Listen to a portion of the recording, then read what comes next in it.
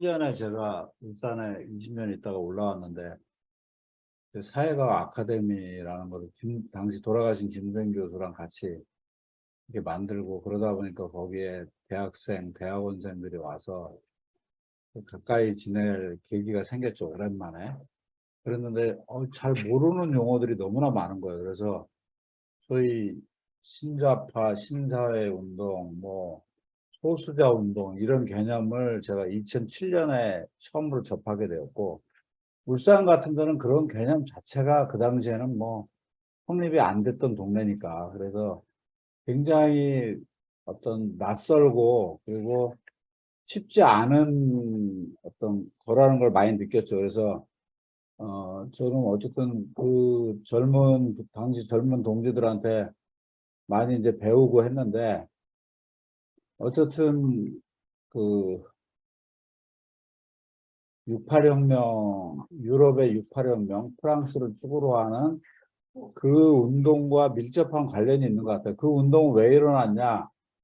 결국은 소련이라는, 그전까지 사회주의 이상으로 여겼던 소련이 헝가리 민주화 운동을 탄압하고 체코 이런 데를 탄압하면서 이제 저 운동이 아니다, 거대 담론을 통한 당운동 중심으로, 노동 중심으로 가는 저 운동은 아니다라고 하면서 많은 어떤 그 운동들이 발생이 됐고, 그 부분이 유럽은 어떻게 보면 한 바퀴가 돈 것 같아요. 한 30여 년 정도 진행이 되면서 그 성과와 한계 이런 것들이 이제 평가되고 있는 그런 상황이고, 근데 한국은 이제 어떻게 보면은 이제 좌파 계열이라고 할 수 있는 진보당을, 아니 정의당을 좌파 계열로 부를까 양심상 약간 갈등이 있는데, 어쨌든 간에 그런 단위들에서 이제 소수자 운동이라든지 이런 신사회 운동 이런 형태들이 이제 많이, 이제 어쨌든 간에 우리 당에도 그런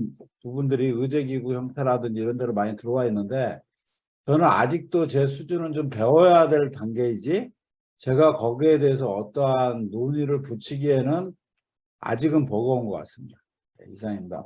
아마 올 한 해 내내 우리 당과 소위 진보 진영이라고 불리는 부분에서 어떤 논란거리가 될 것 같습니다. 지금 그 윤호석 동지가 던진 질문이. 저는 뭐 거기에 대해서는 단호한 입장을 갖고 있는데, 지난번에 그 윤태근 민주노총 수석 주최로 토론회가 있었어요. 근데 거기서도 제가 이제 제기한 문제 제기가, 이제 민주노총 빠져. 사당이 합의를 하고 나서 그 합의를 근거로 민주노총을 만나야 되는 거지, 민주노총이 마치 주재자 같이 이렇게 나서고 있는데, 니네는 니네 싸움이나 잘해. 그게 내년 4월 총선에 가장 큰 기여다. 근데 도대체 위원장이라는 작자가 그 고통고 싸움에서 이어져 내려오는 그 엄청난 위기적 순간, 그리고 기회의 순간에 그 쳐다도 안 보고 내부적으로 재출마를 선언하고 그런 식으로 가면서 무슨 사당에 대해서 할 말이 있냐. 저는 이제 그런 부분에서 단호하고, 그래서 그 내용과 관련돼서는 우리 진보당, 정의당, 내가 진보당, 정의당부터 얘기하지. 노동당, 진보당, 정의당, 녹색당.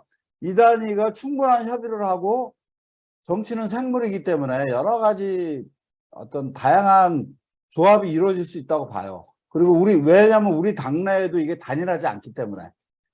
그런데 민주노총이 딱 주재자 같이 앉아있는 순간, 그렇지 않아도 진보당하고 관계가 뭐 다 아는 문제인데 도대체 무슨 토론이 되겠냐 이거, 지난 대선과 같이, 대선 후보와 같이. 그래서 저는 일단은 전제는 민주노총이 나설 일은 아니다.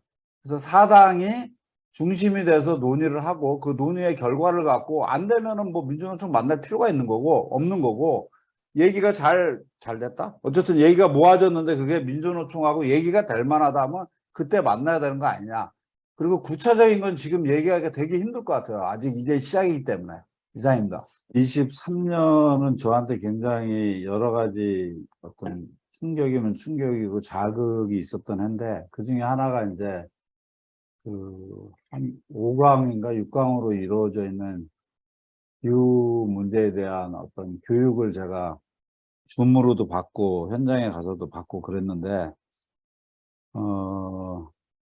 과거에 이제 환경운동연합부터 시작해서 녹색연합이니 뭐니 해서 그 있었던 어떤 운동과는 너무 다른 급진성 그런 거를 이제 목도하면서 그리고 젊은 층이 거기에 관심을 굉장히 많이 갖는 그래서 어떤 영국의 활동가가 노련한 활동가가 지금까지 환경운동 내지는 생태운동은 정원 가꾸기 운동이었다. 뭐 뭘 적게 쓰고 뭘 어떻게 하고 뭐 이런 것들 자체가 너무 늦었다. 그래서 이제 이 자본주의 체제 자체를 변화시키지 않고서는 기후위기, 이 임박한 기후위기를 벗어날 수 없다. 그래서 이제 우리 이백윤 동지랑 대선할 때 그 백종성 동지가 그때 같이 다녔는데 저는 처음 들었어요. 백종성 동지를 통해서 기후 레닌주의라는 말을. 그리고 임박한 파국. 우리는 임박한 파국은 러시아 혁명에서 굉장히 유명한 레닌의 문건이기 때문에 굉장히 익숙한 문건인데 그것과 기후 레닌주의가 연결이 되더라고요. 그래서 처음에는 굉장히 생경했어요. 근데 공부를 해보면 해볼수록 자본주의 안 돼. 이게 노동자들 탄압하고 뭐 이윤을 많이 가져가고 그런 것보다 더 셀 수도 있구나. 지금에 있어서 세상이 많이 변해갖고. 그래서 그 강도가 엄청날 거라고 생각을 하는데 물론 약점은 항상 있죠. 지금의 독일 연정의 핵심이 녹색당인데 그들이 지금 보여주고 있는 행태는 상상 초월이거든요. 지금 러우 전쟁 과정에서 보여주고 있는 걸 보면.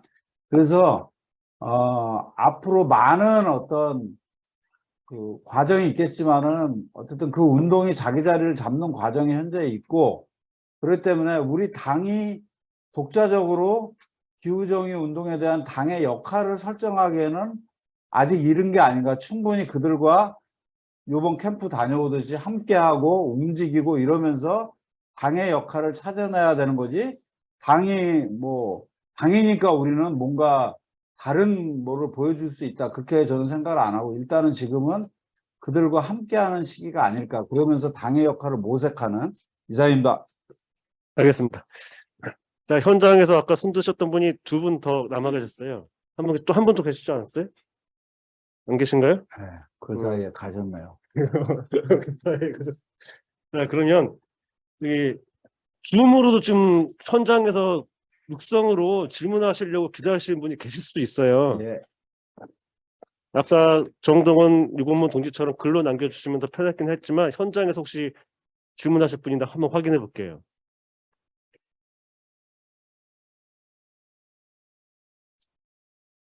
그 줌으로 들어와 계신 동지들 중에 혹시 질문하실 분 있으면 좀 표시 좀 해주세요. 안 계신 거죠? 안 계신 거죠? 아이고, 오랜만에 보는 분도 들어오셨습니다. 반갑습니다. 예. 이유가 있을 것 같은데. 자, 그러면 줌에 계신 분들은 계속 경청해 주시는 걸로 하고요. 마지막 질문입니다. 또 계세요? 김장민 동지 말고. 후보들은 2시간 넘게 계속 말하고 있는 상태이기 때문에 힘들 수 있어요. 또 인간적으로. 그러니 질문 여기까지만 봐도 되겠죠? 동지들? 예, 양해해 주시면 김장민 동지 질문하시죠. 예, 저는 서울 영등포 금촌 구로 당협위원장에 출마한 김장민입니다.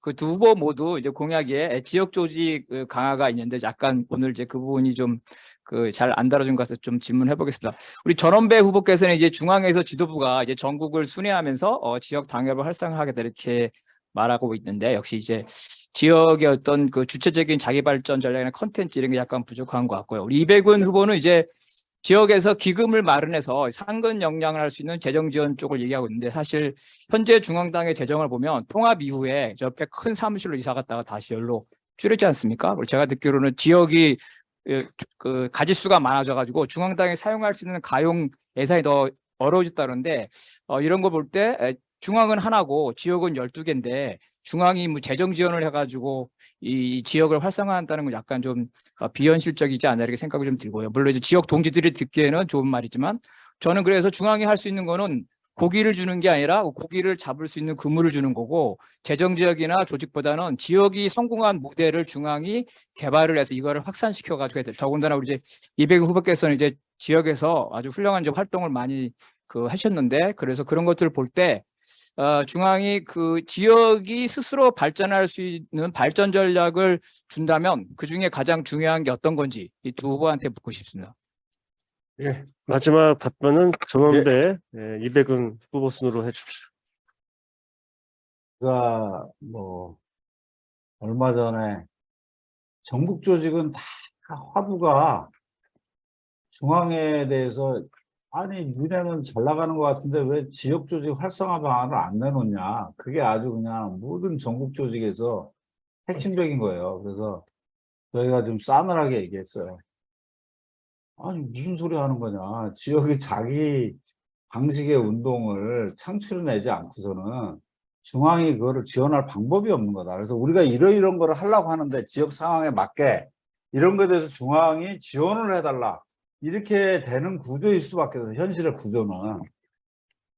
저는 그렇게 생각해요. 그 문제와 관련해서는. 그리고 그런 과정에서 어쨌든 간에 그 가장 심각한 게 어쨌든 간에 상근 정량이죠. 항상 문제가 되는 게. 그런 부분에 대해서 지역이 해결을 하지 못할 때 어떻게 마중물을 마련해 줄 수 있는가 이런 문제가 지역 조직 활성화에서는 대단히 중요한데, 근데 한 번 더 들어가면은 큰 조직들이 갖고 있는 맹점이 있어요. 그래서 제가 야체이카라는 그 러시아 혁명 당시에 유명한 기초 세포 얘기를 했는데 5인에서 10인으로 이루어지는 지역에서 어떤 학습도 같이 하고 생활도 공유하고 비판도 하고 어려움이 있으면 도와주고 이런 것들로 조직이 되는 게 되게 중요하다. 그게 기본이고, 마치 축구를 잘하려면은 현란한 테크닉을 먼저 익히는 게 아니고 달리기 잘하고 턴 잘하고 지치지 않고 이런 거를 기본기로 갖춰야 되듯이 그러한 모임들이 곳곳에 만들어지고 그런 것들이 만들어지다 보면은 지역에서 어떤 지역 상황마다 다 다르니까 이런 모델을 우리가 만들 수 있겠다. 그러면 중앙이 이러이러한 지원을 해달라. 이런 식으로 갈 때 지역이 활성화되는 거 아니냐. 그리고 정당이기 때문에 저는 모든 사업의 우선순위는 정치 사상이라고 봐요.